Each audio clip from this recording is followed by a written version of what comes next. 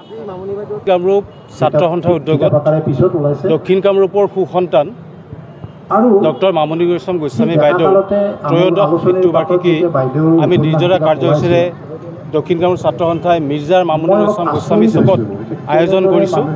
আজি ৰাতিপুৱাৰ পৰা ৰাতিপুৱা 6 বজাৰ পৰা কাৰ্যসূচী আৰম্ভ হৈছে।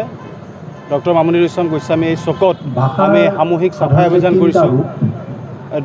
ৰাতিপুৱা 10 বজাৰ পৰা আৰম্ভ হৈছে শ্ৰদ্ধাঞ্জলি অনুষ্ঠান, সৰ্বধৰ্মীয় প্ৰাৰ্থনা, স্মৃতিচাৰণ সভা আৰু নাম প্ৰসংগ। তাৰ লগতে আমি দক্ষিণ কামৰূপ ছাত্ৰ সন্থাই যোৱা বৰ্ষৰ পৰা আমি আৰম্ভ কৰিছিলোঁ বাইদেউৰ স্মৃতি জীয়াই ৰখাৰ বাবে আমি দক্ষিণ কামৰূপ ছাত্ৰ সন্থাই ডক্টৰ মামণি ৰয়ছম গোস্বামী স্মাৰক সাহিত্য বঁটা আমি প্ৰদানৰ ব্যৱস্থা কৰিছিলোঁ। আৰু এইবেলিও আমি এই বঁটা প্ৰদান কৰিবলৈ সক্ষম হৈছোঁ।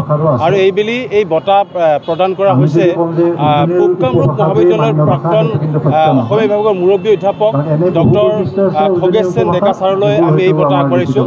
আৰু আমি এই বঁটাৰে তেখেতক প্ৰদান কৰি আমি এটা কথা ক'ব বিচাৰিছোঁ যে আমি অসমৰ যিসকল মহামান্য ব্যক্তিয়ে যিসকলে নীৰৱে সাহিত্য চৰ্চা কৰি আছে সেইসকলক আমি আগবঢ়াই লৈ অহাটো আমাৰ মূল উদ্দেশ্য। তাৰ লগে লগে যাতে আমি মামণি বাইদেউৰ স্মৃতি যাতে আমি সজীৱ কৰি ৰাখিব পাৰোঁ।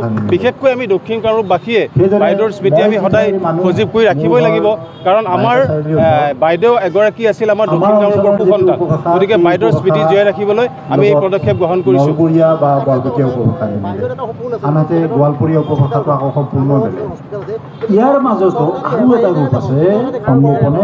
আচলতে কি হয়, আমি মামণি বাইদেউৰ মৃত্যুৰ পিছৰ পৰা আমি এটা অঞ্চলবাসী এটা ক্ষোভ আমাৰ সদায় আছে যে বাইদেউৰ প্ৰতি চৰকাৰৰ যিখিনি দায়িত্ব আছিল এই দায়িত্বখিনি কিন্তু পালন কৰা হোৱা নাই। কাৰণ আমি বাইদেউৰ মৃত্যুৰ পৰাই আমি দক্ষিণ কামৰূপ ছাত্ৰ সন্থা আৰু দক্ষিণ কামৰূপ অঞ্চলবাসীয়ে দাবী জনাই আহিছোঁ যে বাইদেউৰ মিৰ্জাৰ চুকটো মামণি ৰয়ছম গোস্বামী চুক নামকৰণ কৰিব লাগে। আমি নামকৰণ কৰা হ'ল, কিন্তু ইয়াত যিখিনি কাম কাজ আছিল সেই কাম কাজখিনি কৰা নহ'ল। আমি মিৰ্জাৰ পৰা বৰিহাট হৈ যিটো আমাৰ চান্দুবিলৈ যোৱা ৰাস্তা আছে এই পথটো আমি বাইদেউৰ নামত নামকৰণ কৰিব তেওঁক আহ্বান জনাইছিলোঁ চৰকাৰক, কিন্তু এতিয়াও সেইখিনি কৰা হোৱা নাই। বাইদেউৰ সংগ্ৰহালয় ইয়াত প্ৰতিষ্ঠা কৰা হোৱা নাই। এই দাবীসমূহ দাবীয়ে ৰৈ আছে। কিন্তু তাতকৈ দুখৰ বিষয় যে বাইদেৱে যিখন আমাৰ আমৰাংগা বৰিহাটৰ যিখন হস্পিটেল, এই হস্পিটেলখনত চৰকাৰী হস্পিটেলখনত বাইদেউৰ যি মানে পুৰস্কাৰ পোৱা ধন, এই ধনখিনি বাইদেউ তাত গোটেইখিনি প্ৰদান কৰি গৈছিল। প্ৰদান কৰি তেওঁক হস্পিটেলখন কিছু আগবঢ়াই গৈছিল। কিন্তু সেই সময়ত চৰকাৰখনে কৈছিল যে এইখন এখন পূৰ্ণাংগ হস্পিটেললৈ ৰূপান্তৰ কৰিত হ'ব, কিন্তু আজিলৈকে নহ'ল। গতিকে এইটো এটা ক্ষোভ। গতিকে মই আজি এই পবিত্ৰ মঞ্চৰ পৰা, পবিত্ৰ অনুষ্ঠানৰ পৰা চৰকাৰৰ ওচৰত আমি সজোৰভাৱে দাবী জনাইছোঁ যে বাইদেউৰ স্মৃতি জীয়াই ৰাখিবলৈ হ'লে বাইদেউৰ যিবিলাক আশা আকাংক্ষা আছিল, বাইদেউৰ যিবিলাক সপোন আছিল, এই সপোনখিনি অন্ততঃ যদি বাস্তৱত ৰূপায়িত কৰিব পাৰোঁ তেতিয়াহে বাইদেউৰ আত্মাই চিৰশান্তি লাভ কৰিব।